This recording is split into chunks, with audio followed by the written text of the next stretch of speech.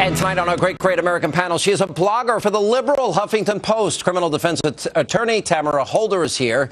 He is a screenwriter and author of The Long Way Home. Andrew Klavan is with us, and he is a nationally syndicated radio talk show host on the Salem Radio Network, also a partner at the law firm Hewitt. Hugh Hewitt is back with us. Guys, good to see you. Thank you. All right, Harrison Ford. I can't stand environmental hypocrisy. Now, look, I like Ariana.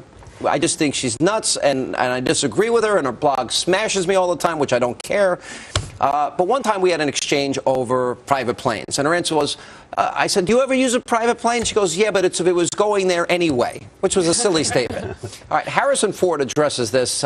He was questioned by somebody, well, you have 7 planes. Here's what he said. You do own 7, reportedly, up to 7 aircrafts yourself. I only fly one of them at a time. The contribution of general aviation to greenhouse gas emissions is less than 2%. And all of aviation, less than 2% of the greenhouse gas emissions. And private or general aviation is even less than that.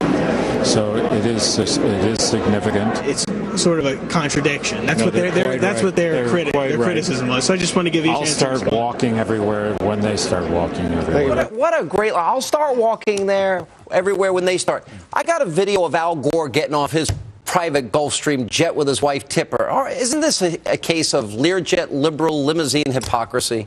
Yes, but why are you looking at me? I don't travel with them. I've never been invited on the Learjet, so, yeah, it's terrible. Ariana's taking private jets, she told me. Well, she hasn't invited me either, so I'm just waiting for the invitation. I go by bus. Oh, okay. All I know is Al Gore just moved into my neighborhood, and I'm afraid there's not going to be enough electricity left for my house. So it can be dangerous, I think. Well, you're referring to the fact that he, in his house in Tennessee, uses 20 times the amount in a month that most people use in a year of electricity. He's just come to Montecito, so he's like living around the corner from me. With a $9 million house, this environmental gig is a pretty good, profitable venture. It's good to be a conservative. There is no guilt in powering the economy forward. I think he creates a lot of jobs with those airplanes. So. I got to tell you, $9 million mansion, I mean, and a lot of this is probably coming from environmental money, you got to imagine, right? And in fact, there are some big bets put out there on carbon trading that if cap and tax does not go forward, there are a lot of venture capitalists up north in California who are going to lose a lot of money. Let me give you another example. Bill Clinton's niece is on food stamps, we find out. This is Roger Clinton's daughter, that she claims she was abandoned.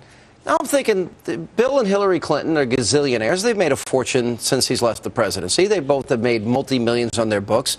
Can't they afford, you see, I always contend liberals are only generous with our money. Can't they afford to send their niece to college and help her out and give her a start in life? Now, we don't know what they've tried to do. I'll give them some break here because you never know what happens inside of a family. They may have made an effort. It may not have been successful. But it is unfortunate whenever you see someone of means and a person in their family is not being taken care of. It happens actually quite a lot, and it always raises this question. Yeah.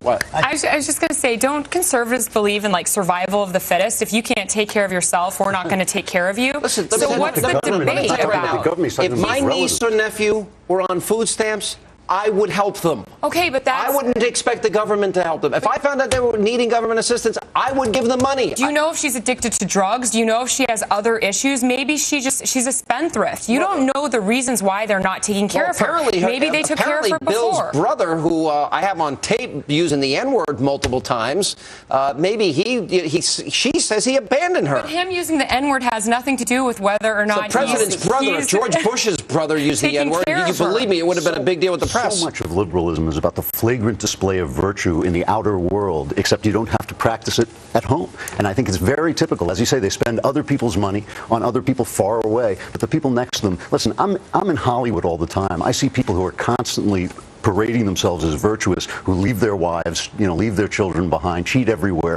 and it somehow makes them feel better to tell us. Everywhere. They don't just do that in Hollywood. Men leave their wives Bush girls everywhere. had a beer at a bar and it was all over the front page. That's just the double standard Sean's pointing out. Media. That's not left or right. No, it's just the liberal media going after conservative kids, and I don't like it either way. You said something this week that got a lot of news.